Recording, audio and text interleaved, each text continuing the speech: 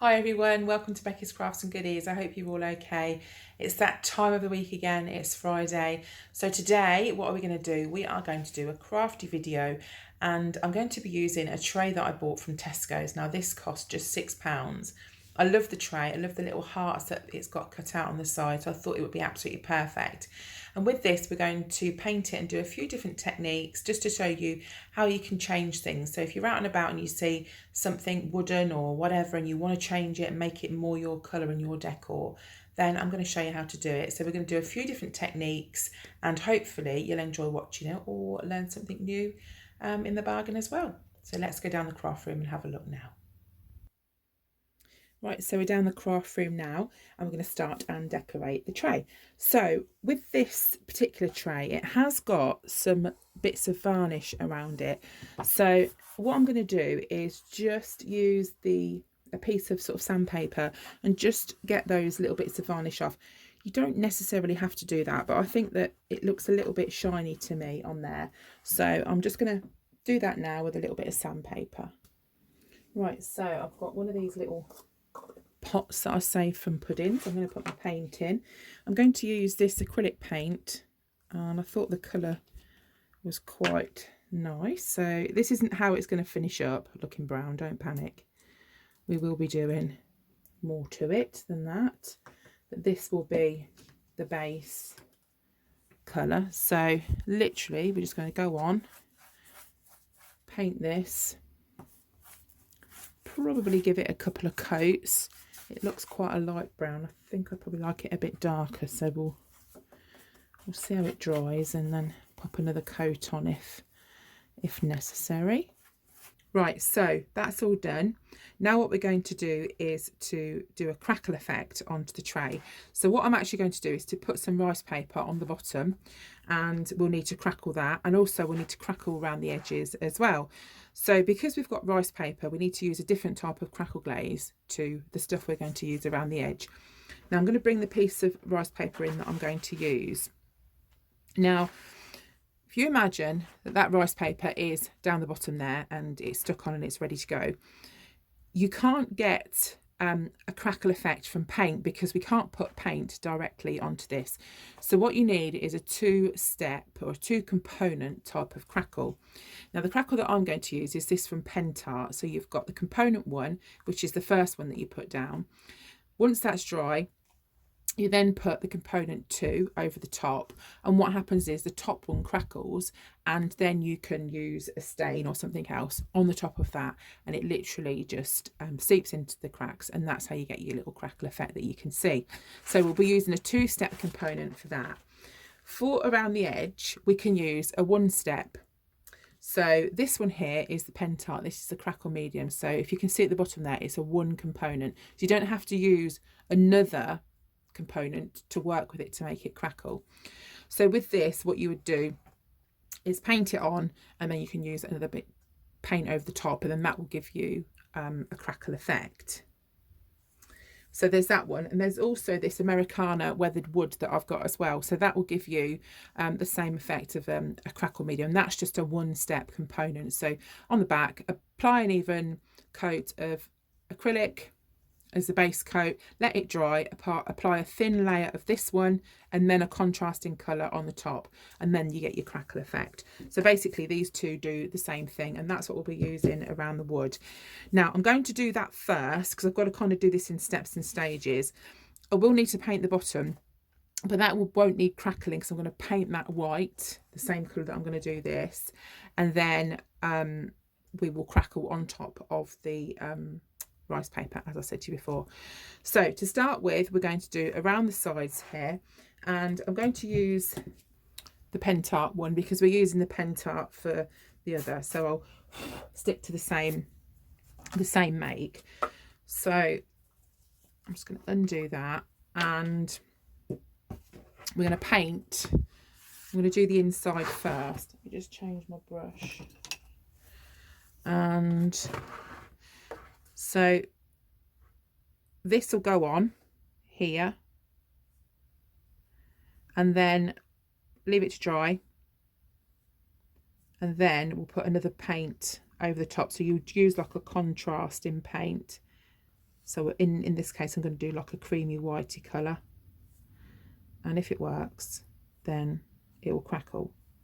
But I'm a bit scared of crackling, if the truth be told, because it can do whatever it wants to do. But don't go over like old sort of paint that you've painted on, like old crackle, sorry, should I say. Don't keep going over it. If this works, it works. If it doesn't, oh, I don't know, well, it's trial and error. So it would do that. And I'm going to go all the way around the tray.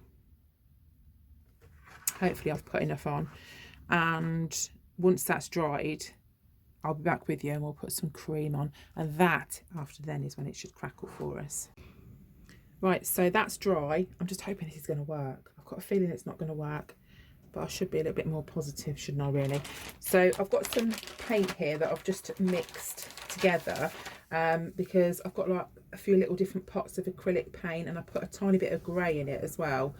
So I've mixed it all in one little pot, and I've just got it all over the paintbrush, so I'm just smudging a bit off. So what's supposed to happen, I'll tell you what's supposed to happen, then we'll see if it does, is you go over and paint it, and then when the paint's dry, it will crackle. But if it doesn't work, then we'll try something else. I've got a feeling it's not going to work, but I've got to be positive in all this. So I'm going to go over all the bits we've done, and also that bottom part there as well, because that's where we're going to put the rice paper, as I told you earlier. So literally, this is acrylic paint I'm using because the crackle that I've got, oh, it is crackling. Look, can you see? It's crackling already. Oh, it's working. I didn't think it was going to work. Can you see there? Phew. Do you know, I didn't think it'd work that quick. I've probably put too much paint on some bits. There's me sloshing it on, not paying attention, chatting to you guys.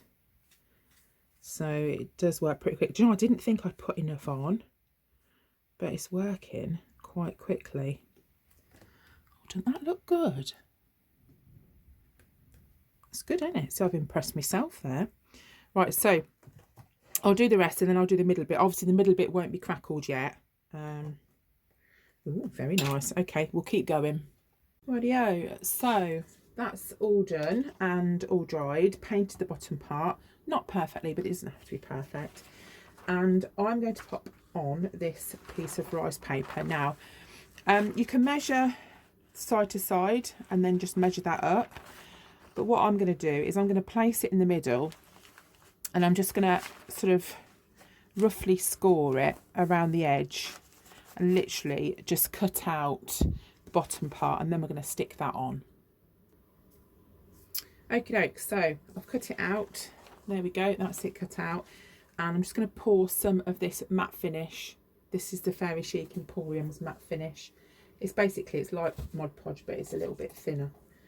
And what I'm going to do is paint, I'll just paste some of the Mod Podge onto the bottom part here, and that will stick down the rice paper. Now I've just actually laid it in the bottom, and it does actually look really nice without being sort of having the crackle effect. So if you didn't want to crackle effect the bottom, it would look really good. So I think I'm still going to crackle it because I told you that I was going to do that. So, and I'll show you the different techniques, but I think, you know, you could get away with not crackling it. I think it would look nice.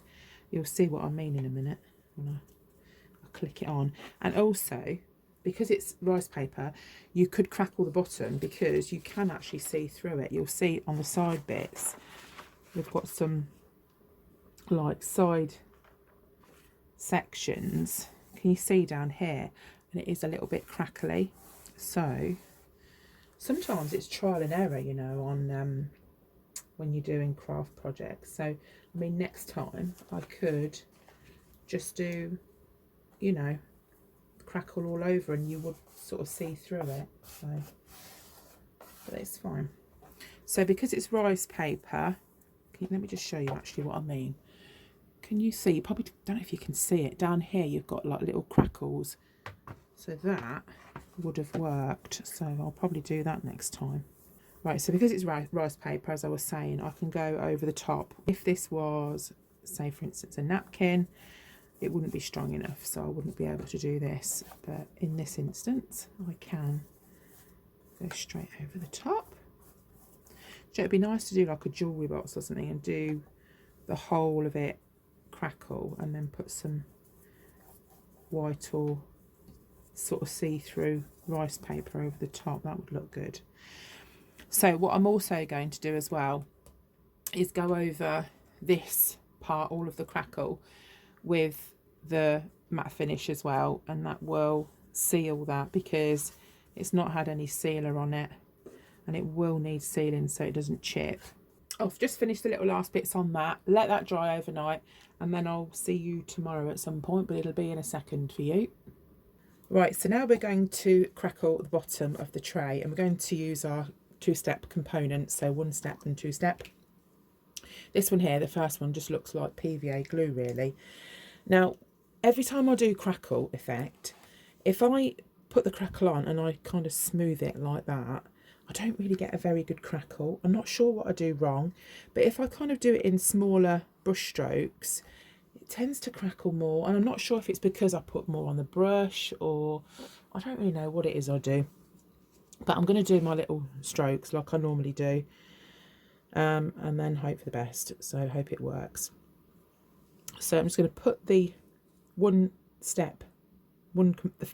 number one component, I forgot how to talk then, on the bottom, and then I'll go over the top when that's dry with the second step. Right, it's the next day now and this is dry. So what we're going to do is now just go over it exactly the same way with component number 2, and we'll leave that to dry as well.